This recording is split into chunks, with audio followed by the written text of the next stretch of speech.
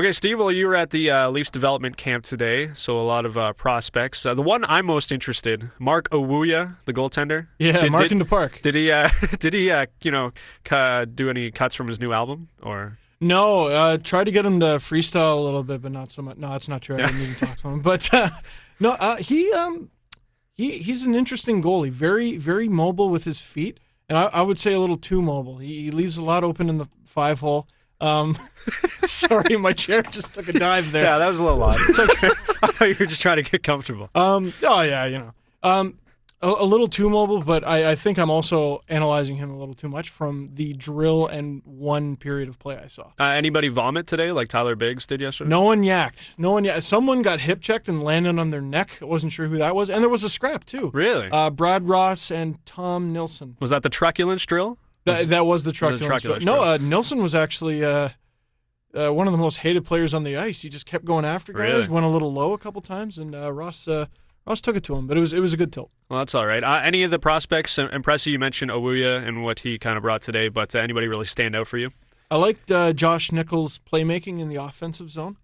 He was pretty good. Jake Gardiner was getting hit a lot more than the other prospects, I thought, but he skates. I always say this about him. He skates the way ice cream tastes. Just sweet and smooth and creamy and awesome. So it makes you want to crave an ice cream every time you watch Jake Gardiner? Gardiner is ice cream. Is ice cream. Is what I'm Is that going to be his nickname, Ice Cream? Jake Ice Cream Gardiner? I don't think he'll like that. No, you should bring it up to him next time you chat with him. For sure. So you were also at the Brian Burke press conference today that he had at MasterCard. I was. He seemed pretty scary today and intimidating from the audio that I heard. He always is. He always is. And I interviewed him, I think, a couple weeks ago. It was the day that they made the assistant coaching changes, and there was the blood donor clinic going on earlier in the day, and I just talked to him for a couple of minutes about that, and I wasn't intimidated, but he didn't seem in the best of moods. Right. Well, here's the crazy thing about him, though. He'll donate a pint of blood and then hold a press conference 2 hours later. The man just never stops. He'll pull off the Matthew Lombardi, Cody Franzen trade. All right, peace. I'm going to go march in a parade now. Yeah, no, exactly. He's a boss. He is the boss. But as far as what he said today, nothing really groundbreaking. That he wouldn't have given an offer sheet to. Not that he's against offer sheets, because he did mention the example that they got the draft pick if they were going to offer Phil Kessel an offer sheet a couple of years ago. But he said he was not willing to give an offer sheet to Stamkos or I guess Drew Doughty, you could say as well. What are your thoughts about that? Do you think that's something that a general manager should sort of do you want a general manager to sort of pull out all the stops in order to get the best talent, or do you like the fact that he sort of stands for something and he'll stick to his guns? Well, it's one of those things where if you were to give someone an offer sheet, it's well within the rules. I don't think it's great business practice to anger other GMs, and I think we kind of learned that with some of the pilfering that was going on a few years ago with the Oilers and whatnot. I also just think that the price for a guy like Stamkos, who I really like him as a player, but you're not only signing him to a colossal contract, it's like signing a free agent. Imagine the Leafs did get Brad Richards, and they signed him to that big old deal, and they also had to give up, what is it, 4 first-round picks to get him? Yeah. It's a pretty high price. But one thing that we kind of talked about this year at Leafs TV a little bit was the idea of being toxic for a while. If you really fleece a GM, why are other GMs going to want to deal with you? True. So if you really take it to a guy with an offer sheet, it's just not good, not only for dealing with that team, but dealing with other teams around the league. But as a fan of the team, would you not like to see your general manager try to get the best talent by any means necessary? Well, not to a point where you want to, screw yourself come the salary cap like the Rangers have done in the last couple of years with Chris Drury and Scott Gomez and stuff like that, and now with the Brad Richards contract. But talent like Steve Stamkos only comes once in a generation. First overall, and what was it, 96 goals the last couple of years? A million goals last couple of years, and probably a million more in the next couple. But I mean, do you not want your general manager to sort of look at any avenue and, I mean, like we said, just not try to get anybody and everybody, but to a reasonable extent? It's risk management, right?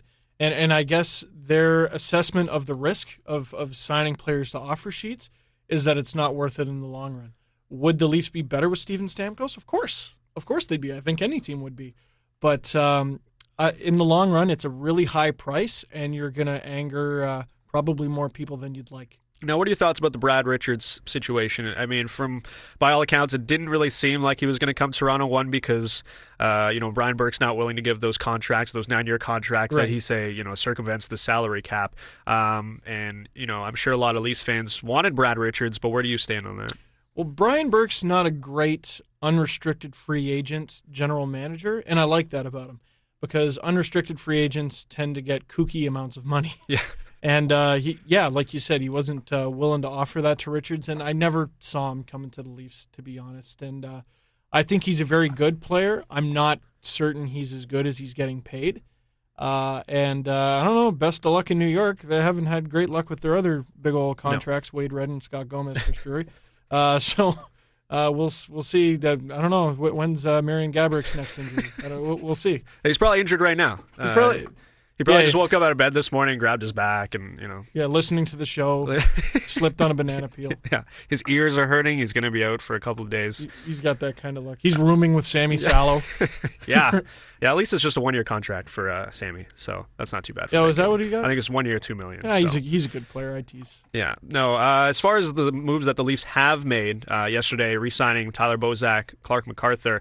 I mean, as far as MacArthur, it seemed like a guy that the Leafs had to bring back. But what do you think about Bozak? I mean, he's really underachieved in his couple of years. I don't know really what kind of expectations people had for him. He played the number one center line out of default because nobody else could. So the expectations were a little too high for him. But as a third line player, the money that he makes, do you think it's a good deal to bring him back? Well, last year was kind of, and the year before that was kind of like trying to put a circle block in a square hole sort of thing. Yeah. That wasn't the role Tyler Bozak was born to play. I think he'll be better as a third line center. Assuming he plays a third line. Yeah. The more I look at this team now that they got Lombardi and Connolly, I have no idea where he's going to fit in. But you don't offer a guy that kind of money without a plan for him. And it's relatively low-risk money. He's counting a lot less towards the cap than he was before because of entry-level bonuses and other stuff that you could probably read a little more about in the CBA. And it's fine to bring him back for the amount of time that they did. As far as MacArthur goes, what are your thoughts about that? Glad he's back. I didn't think he'd be getting that much without arbitration. Good for him. I think he sacrificed years in exchange for more money in the couple years. It's 3.25 over the next 2, and I thought he'd be getting at least a 3-year. Didn't think he'd be making over 3, but he was the Leafs' best player on a lot of nights, and even when he wasn't producing, the effort was there. I really liked him. Now, the big free agent signing thus far is Tim Connolly. And I think a lot of people looked at the money and were like, wow, a guy that's injury prone, $4.5 million a season for the next 2 years. But if you think about it, it's very low risk. It's just 2 seasons with a guy with a lot of offensive potential and definitely could slot into that number one role. He's probably better suited on the second line, but with that second line of MacArthur, Kuhlman, and Grabovski, he's sort of forced to play that number one line with Phil Kessel. But it seems like a very good risk that Brian Burke has taken with Connolly. Right. Well, I like what you brought up about that line. I'm not so sure you can't break up the Kuhlman, Grabovski, MacArthur line, because remember when Kuhlman, Bozak, and Kessel were lighting it up at the end of a couple seasons ago? Well, they broke that up and it paid dividends. Connolly, I'll use Dean McCammon from his days in Ottawa to compare Tim Connolly. I know this is kind of rare, but after Steve Downey Superman checked him in the face, basically. Some reporter asked him basically, do you think you're prone to concussions? Because this was like his 3rd concussion or whatever. And Dean McCammon goes, no, I think I'm prone to traumatic blows to the head. And if you look up the injuries that Tim Connolly's gotten, I think he's prone to traumatic boarding calls. Yeah. But Mike Richards is in the West now, so that's fine. Yeah. One of the guys that took him out. If he's good to play, he's good to play. And like you said, it's a low risk contract. I'm not too worried about it. I want to see him play as opposed to not playing, but Yeah, Low risk. and I think a lot of people do. But sticking with concussions, of course, Matthew Lombardi, now a member of the Maple Leafs, only played 2 games last season before suffering a concussion. He's been out since, but he's a great 2 games. But an absolutely great 2 games by Matthew Lombardi. He sort of feels that he's on his way back. He could be ready for the regular season. But that trade was quite interesting that the Leafs were able to pull off. A lot of people thinking that it was sort of, you take Matthew Lombardi's 3.5, we'll give you Cody Franzen, and that seems to be sort of the deal. So it's sort of like the Keith Ollie thing all over again. The Leafs actually wanted Keith Ollie. It's nice to have Dion Phaneuf as well, right, but you get Keith Ollie if you take Dion Phaneuf's massive contract, and this seems to be another move by Brian Burke in that sense. And I mean, what do you think about these 2 new guys coming over? Well, what was great online, and that's the world I live in, is all the social media stuff. It's become this hacky, predictable thing to do a trade that's happened in real life on one of the NHL games. And normally you'll have the GM go, this isn't nearly enough for this type of player. And you kind of get sick of it. This was perfect for that. Yeah. It's like a kid walking up to a counter. What can I get for this? And just holding a fistful of change. Lebda is a player they wanted to get rid of. Robert Slaney, good guy. I've talked to him. Don't think he was ever going to do much, especially. Apparently, he wasn't good enough of a guy to stay in Toronto. So. Yeah, apparently not. I mean, he had trouble keeping a spot like on the Marlies. Yeah. Young guy, but still. And then to get a return like Matthew Lombardi, who, if he's hurt, you don't have to pay. No. And Cody Franzen. It's a shame for the Preds that that's the situation they're in, that they have to do this sort of salary dump. But, hey, it's good for the Leafs. You don't, again, like you said, you don't know if Lombardi's going to play. If he does, awesome. But Cody Franzen could fill in well as a power play specialist. Now that Franzen's in the mix, there's a little one too many cooks in the kitchen as far as the defensemen go. Mike Komisarek seems to be the odd man out. But you heard Brian Burke say today, somebody asked him about Jeff Finger. And he said there's a chance that, if Jeff Finger plays well, he can make this team out of the training camp. And everybody's sort of like, Jeff Finger? Well, I mean, you already got 6 guys slotted in on the blue line, and Mike Komisarek is kind of the odd man looking out. Is that how you see it, that Komisarek is sort of the odd man out? That could happen on some nights. Also, if he's wearing a letter like he was last season, I don't think that'll look very good. But we've seen Ron Wilson take those things away. Look at Thomas Caberlet. Komisarek...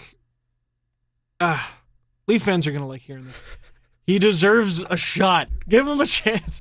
One thing that we don't seem to like doing in this city is giving specific players a second, third, fourth chance. Yeah. I guess in this case, but he's been battling injuries, and that's tough for a guy that will get 7 or 8 points a season like Mike Komisarek.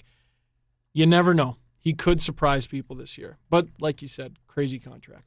No, definitely. And finally, I mean, we know for Ron Wilson, it seems to be a must-win season for him. He's got 1 year left, hasn't been renewed. But do you really think that is the case? Do you think the Leafs have to win this season? Do you think, I mean, there's pressure always every season on the Maple Leafs, but do you think this year is a must-win? They have to at least get into that 8th spot. Well, yeah. What's been happening over the last little while is, the team has failed. People have pointed the finger at Ron Wilson, and Burke's gone, no, it's okay, I got this. This is my bad that the team isn't this good. I'm asking him to bake a cake with a cup of milk and 2 packets of sugar. Yeah. This is what I basically gave him. That was a weird analogy. Yeah. I don't know why I went with that. But seems about right. Yeah, now he's been like, okay, here's all your ingredients. Here's your utensils, the bowl, the oven. And it might not be the best cake in the world, but hopefully the cake gets you into the playoffs. Yeah. And if Burke thinks this team that he's assembled is good enough, and Wilson can't cut it, I wouldn't be surprised to see him let him go. Yeah, definitely could be the case. Steve He Dangle has got a raw deal, though. Oh, definitely. He's the lame duck coach going into this season for sure. So, Steve Dangle, you want to plug yourself before you go? Where can we see your stuff, and where can we read about your stuff? Absolutely. Look for my Facebook page, Steve Dangle, all one word. Follow me on Twitter, Steve_Dangle. Check out all my Leafs and NHL videos on YouTube, youtube.com/Steve Dangle, all one word. And if you do all those things, I will love you. You're almost at 6,000 followers. Is that what I saw on Twitter? Just crossed. You just crossed. Congratulations. Thank you. Oh, and I also do a lot of videos for Nike and Nike Training, so check those out on NikeTraining.ca.